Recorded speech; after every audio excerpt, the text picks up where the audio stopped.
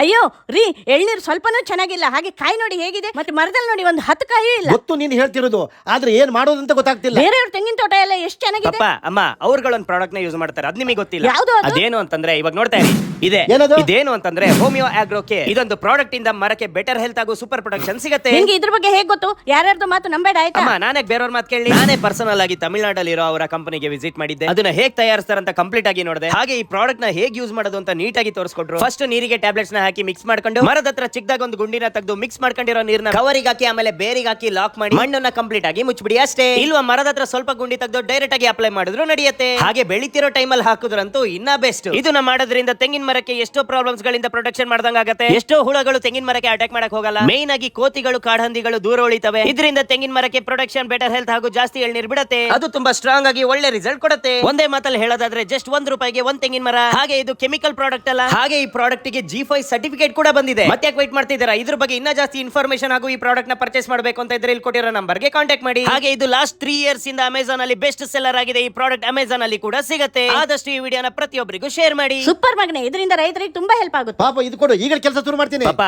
ವರ್ಷಾನ್ಗಟ್ಲೆಯಿಂದ ನೀವು ಕಷ್ಟಪಟ್ಟು ಕೆಲಸ ಮಾಡಿದೀರಾ. ಇನ್ಮೇಲೆ ನಿಮ್ ಕೆಲಸ ನಾನ್ ಮಾಡ್ತೀನಿ, ನೀವು ಹೋಗಿ ರೆಸ್ಟ್ ಮಾಡಿ.